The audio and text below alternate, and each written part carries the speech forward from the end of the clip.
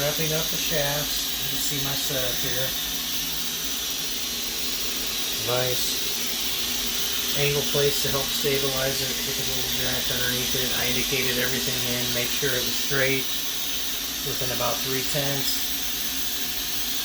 Got my gauge block in here. Touch a little bit into the thread. That's for a lock nut. This is a bearing diameter. This is a bearing diameter. Then I got to rotate it and add 2 more slots across here on the back side. Pretty cool setup. Pretty simple. Pretty stable. It worked out well.